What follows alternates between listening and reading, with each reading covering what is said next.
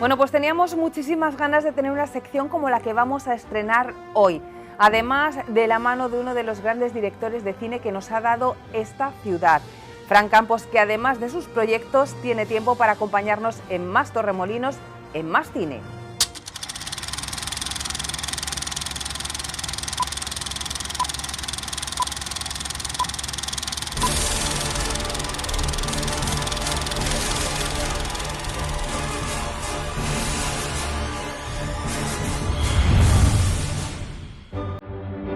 Por fin vamos a hablar de cine en más Torremolinos, y es que claro, tenemos tantas plataformas digitales hoy en día que no sabemos ni qué serie o película ver. Fran, bienvenido y gracias por estar con nosotros en esta nueva aventura. Más cine, es todo tuyo. Muchas gracias por invitarme a hacer esto, yo encantado. ¿Quién mejor que tú para hablarnos de esas series, de esas películas, de esas anécdotas que a lo largo de las semanas nos va a contar? Y hoy vamos a hablar de algo que a mí personalmente me encanta, el mundo de la magia. Totalmente, bueno, es un poco extraño. Hoy vamos a empezar la nueva sección de Más Cine hablando de WandaVision, o Bruja Escarlata y Visión, como se la ha titulado aquí. Bruja Escarlata y Visión es la nueva serie del universo Marvel, que se ha estrenado en Disney Plus, se estrenó el viernes pasado con sus 2 primeros capítulos. Y es como que ha roto los esquemas de todo el mundo, porque de repente todo el mundo se va a esperar una serie de superhéroes al uso, como Los Vengadores, viniendo de 2 personajes principales de esta película. Y viniendo de Marvel, sobre todo, Claro. que se centra básicamente en superhéroes, ¿no? Claro, y de hecho lo sigue siendo, porque Bruja Escarlata y Visión son 2 superhéroes de Los Vengadores, son de los personajes principales y más poderosos del grupo. Y Kevin Feige, que es el mandamás de Marvel Studios, ha sido un poco inteligente y ha decidido romper los esquemas de todo el mundo. Y entonces te ofrece una serie ambientada o homenajeando a las series de los años 60, con ese humor un poco absurdo, risas enlatadas. Es un homenaje, seguro que la conoces, la serie Embrujada. Hombre, con lo que me gustaba a mí cuando me movía la nariz y le decía magia. A mí no me sale, No, no lo voy a tampoco hacer porque no me sale. Yo lo que estoy intentando, lo que muevo es la boca, porque la nariz obviamente Totalmente. Pues es Las orejas sí las sé mover. Las orejas, sí, yo también, pero la nariz no me La sale. nariz como que no. Pues es un homenaje a esta serie. Pero dentro de ese homenaje, que de hecho incluso está súper gracioso, porque incluso los créditos iniciales tienden a homenajear a los créditos antiguos hechos con esos dibujos de los 60. Dentro de esto te ponen ciertos toques que te dan a entender que algo no va bien. Que por qué estos personajes que estábamos acostumbrados a verlos lanzar poderes, luchar contra el mal y tal, están ahora en este ámbito tan fuera de lugar, aparentemente, y que es un poco extraño para el espectador. Esos toques que te hacen ver que algo no va bien incluso juegan un poquito con el terror, con el thriller. Entonces es muy curioso. A mí me ha recordado mucho a la película, una película del 98 que la recomiendo totalmente. Se llama Pleasantville. Es que no estoy segura de si la he visto, pero la buscaré. Pues es fantástica, es de Gary Ross, que es el director de la famosísima Los Juegos del Hambre. Y esta película era de Tobey Maguire y Reese Witherspoon. Jugaba con el tema de que 2 hermanos del mundo real se transportaban al mundo de una serie de televisión de los 60, que pasa a esa perfección, todo era en blanco y negro y tal. Pero cuando ellos rompen con esa percepción, cuando ellos rompen con esa percepción, perfección. Cuando ellos rompen con eso, empieza a instaurarse el color dentro de la serie, dándote como el mensaje de para, digamos, que haya color, tienes que romper con esa perfección, porque esa perfección también es unas cadenas al ser libre. Dentro de la libertad está en la imperfección del ser humano. Pues un poco te lanza ese mensaje y estaba muy cuidada y estéticamente estaba genial, que eso toma también cosas, Bruja Escarlata y Visión, de ir instaurando dentro de ese mundo en blanco y negro pequeños toques de color cuando se empieza a romper un poco con esa perfección instaurada que hay en la serie.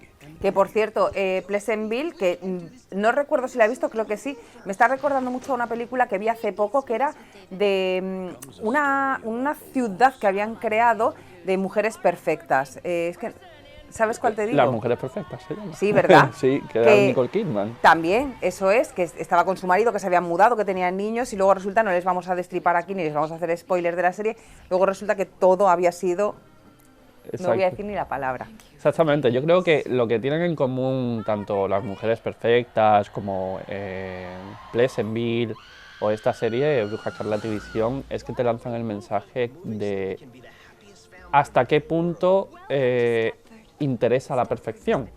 Digamos, ¿quieres que todo sea perfecto, una perfección instaurada, o quieres tener libertad para tomar tus propias decisiones aun sabiendo que dentro de tu libertad vas a ser imperfecto, vas a cometer fallos, Es ahí, a mí me parece muy interesante el concepto, no sé. Porque también dices que, me estaba comentando antes Fran de empezar su sección, que Bruja Escarlata y Visión podría tener algunos tintes del show de Truman, ¿no? Sí, con el sentido de que todos los que hayan visto las películas saben que estos personajes no son de los 60. Son personajes que hemos visto en las películas, interpretados por Elizabeth Olsen y Paul Bettany. Entonces, es esa misma sensación del show de Truman, de esa falsa realidad que están viviendo.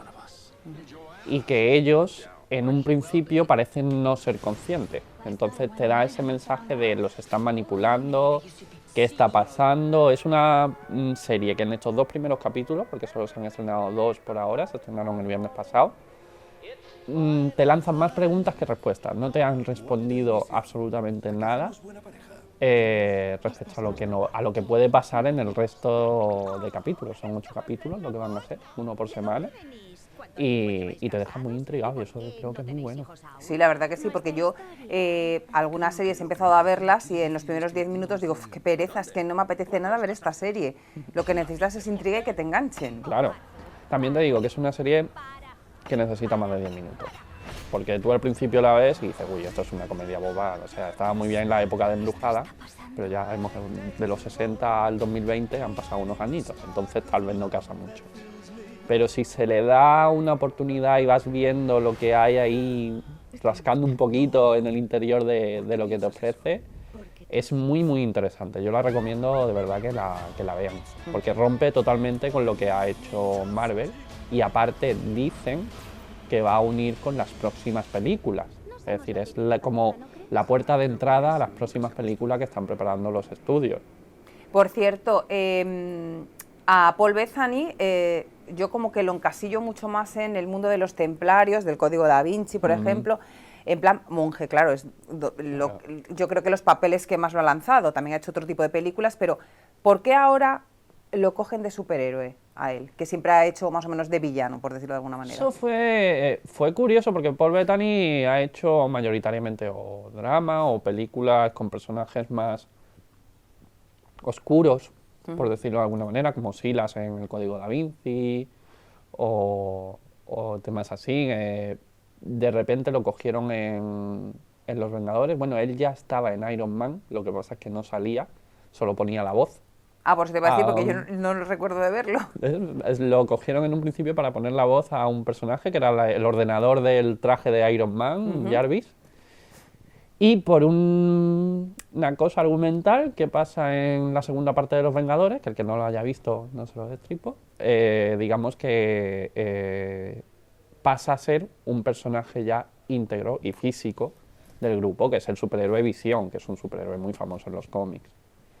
Y Elizabeth Olsen, la hermana perdida de las hermanas Olsen de...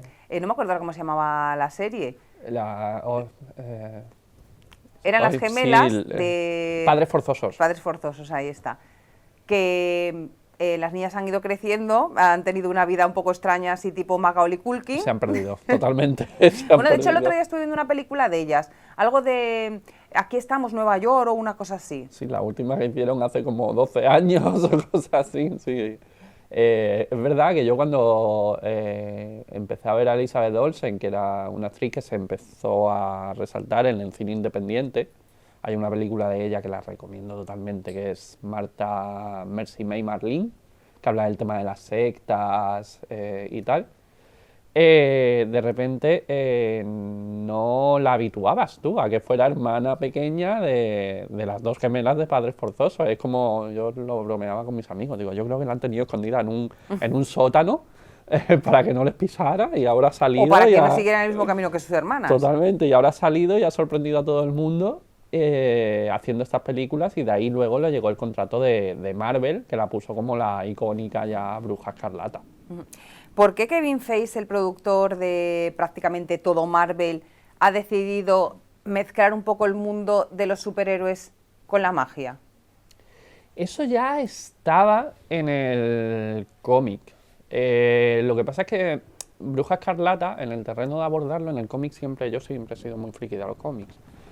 Y sí es cierto que era un personaje tremendamente querido, pero muy complicado de manejar, porque le pasa un poco como el Doctor Extraño, que ya jugó con la magia y tal. Sí, pero me encanta. Que era un terreno ahí, como me salgo del superhéroe convencional, ¿cómo lo puedo tocar? Con esta, y sin destripar mucho, yo creo que está tomando el camino correcto según los que hemos leído los cómics y sabemos un poco del trasfondo del personaje, que como sea tal y como yo creo, va a sorprender mucho y es un genio como lo está tratando. Uh-huh. Muy bien. Empieza la serie Bruja Escarlata y Visión en los años 60, actualmente en los capítulos que ya se han emitido están en los años 60, pero tú crees o sabes que va a ir pasando por diferentes décadas, ¿no? ¿O te lo imaginas? Porque tal como se ve en el tráiler de la serie que expuso Disney Plus, que yo creo que cuenta demasiado, se te hace ver que van a ir saltando en diferentes épocas. O sea, ahora mismo estamos en los 60, pero también se han visto homenajes a series de los 80 y 90, como la misma Padres Forzosos y tal. Y esos cambios también de filtro de imagen, de estética, es como que van a ir saltando hasta llegar a la actualidad, porque también se ven en el tráiler imágenes de ellos ya con las estéticas más como estamos acostumbrados a verlos en Los Vengadores.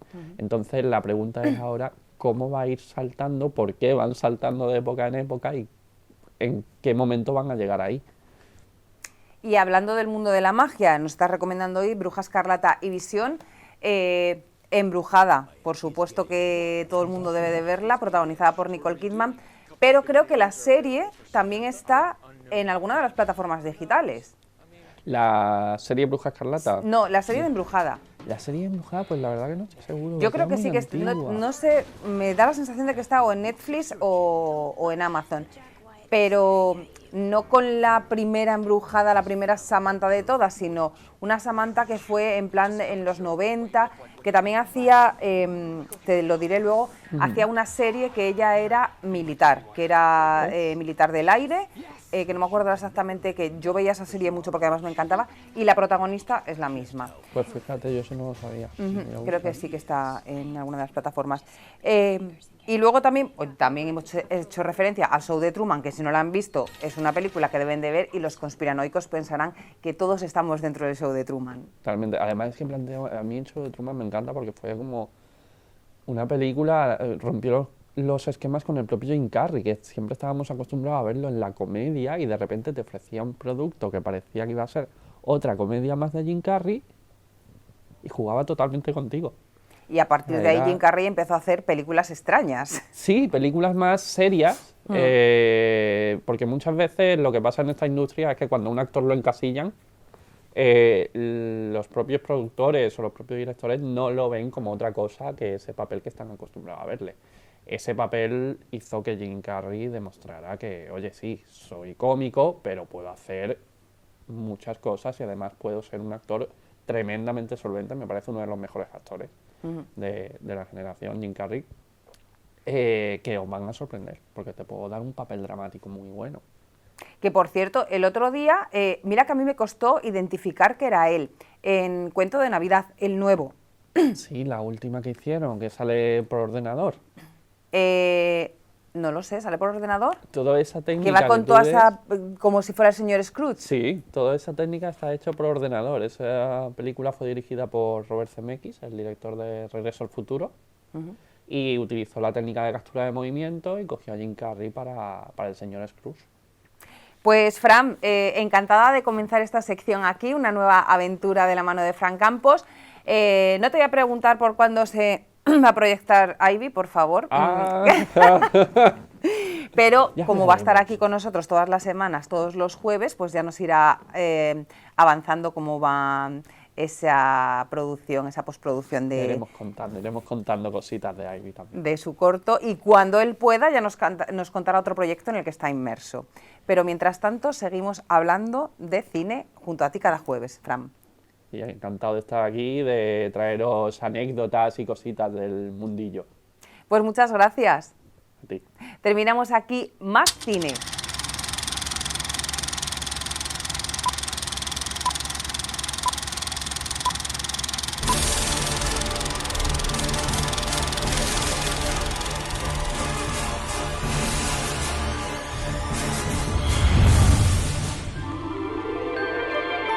Nos vamos a publicidad y a la vuelta regresamos con más música.